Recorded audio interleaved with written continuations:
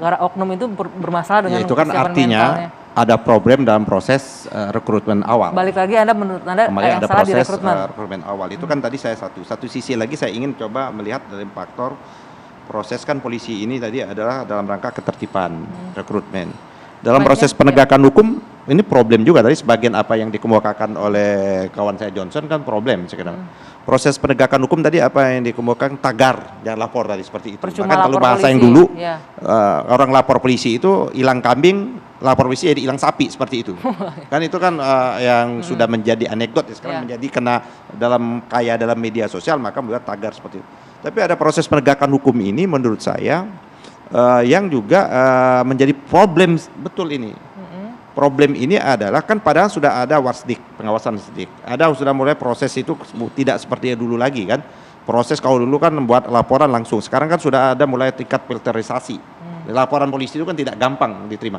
Tapi kan ternyata faktanya menjadi masalah. Ini saya ada kasus nih baru. Kebetulan lagi menguji ini tesisnya mahasiswa saya. Jadi kasusnya adalah daluarsanya penuntutan terhadap kasus adalah pemalsuan tentang di Tangerang.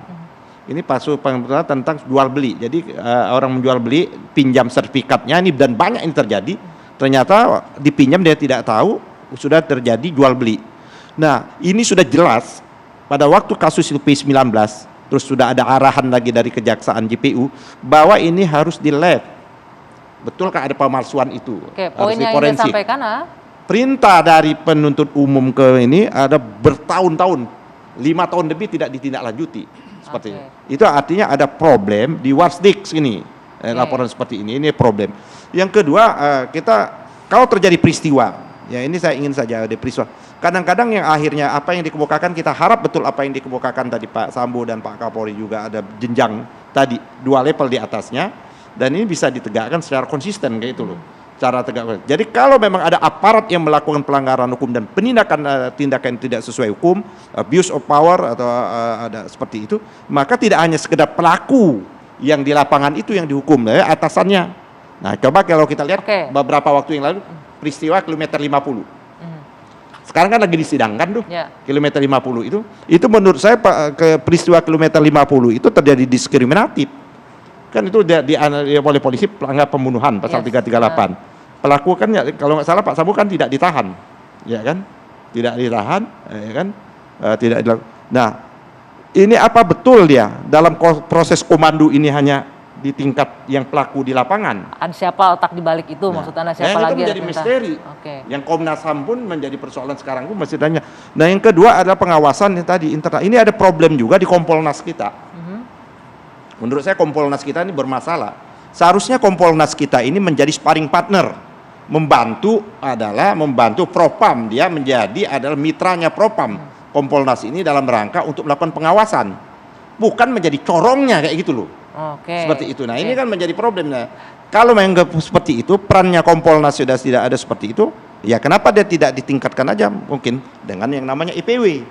Itu seperti itu. Saya kan lebih menarik IPW dari Kompolnas. Lebih kencang IPW maksudnya begitu ya? Lebih galak IPW. Bukan berarti mencari-cari kesalahan, tidak. Tapi dia harus profesional Kompolnas. Poinnya ditangkap ini mengenai pengawasan ini Pak Sambo, penindakan dan lain-lain. Nah untuk contoh kasus misalnya yang di Medan nih seperti ini yang pencabulan terhadap istri tersangka, juga di Parigi pencabulan terhadap anak tersangka, itu gimana selanjutnya itu kasus penindakannya? Pengawasan yang dilakukan terhadap institusi kepolisian ini ada 3. Pengawas internal. Pengawas internal itu ada 3. Di divisi Propam terkait pengawasan perilaku dan kode etik anggota. Itwasum Polri terkait dengan manajerial dari pimpinan satuan lapangan. Kemudian pengawas ketiga adalah dari Biro Wasidik Bareskrim Polri yang menangani terkait dengan materi dan proses penyidikan.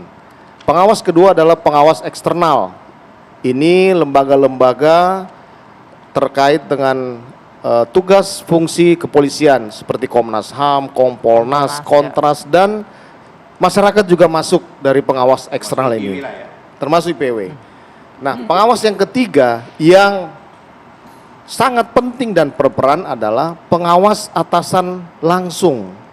Ini yang menjadi titik poin karena pengawas atasan langsung inilah yang gaul dan bersama-sama dengan anggota dalam pelaksanaan tugas. Makanya Bapak Kapolri menekankan untuk atasan langsung ini harus ikut bersama-sama dengan anggotanya sehingga tahu problem anggotanya, tahu masalah yang akan dilaksanakan oleh anggota. Nah, terkait hal ini juga tadi kami sudah diskusi dengan asisten sumber daya manusia bahwa ke depannya terkait dengan mental yang disampaikan oleh Bapak Pak Ito bahwa nanti akan dilaksanakan tes psikologi terhadap anggota-anggota. Jadi sebelum diterjunkan ke fungsi-fungsi operasional ini harus kita ketahui dulu. Oh, selama ini tidak ada itu Pak tes psikologi? Tes dilakukan? psikologi dilakukan pada saat rekrutmen awal. Kemudian ada beberapa proses-proses pemilikan senjata api, kemudian ada berkala.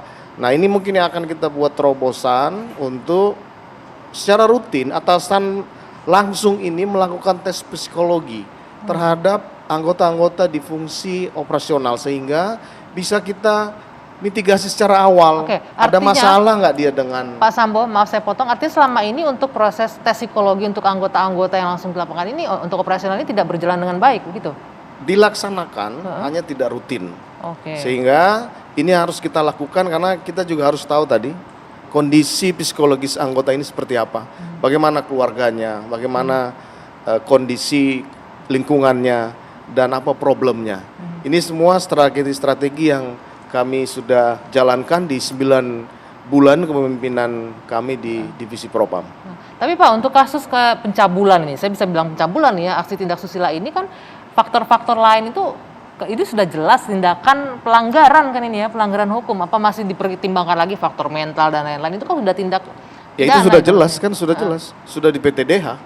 Sudah jelas tidak benar dia. Kita harus kasih contoh. Tidak hormat, ya. Upaya represif, penegakan kode etik dan disiplin secara tegas dan keras. Sudah disampaikan oleh Bapak Kapolri. Tidak ada siapapun itu, apakah dia anggota, kemudian Kapolsek atau Kapolres, itu kita lakukan tindakan secara tegas dan keras. Ini sebagai upaya represif. Apabila upaya preventif itu sudah langsung masuk ke represif atau tidak. Lalu pertanyaannya kemudian, apakah tindakan seperti ini, pemecatan dengan tidak hormat ini bisa memberikan efek jera? Menurut Anda bagaimana? Kita lanjutkan nanti ya, usai jeda. Dua Sisi kembali sesaat lagi.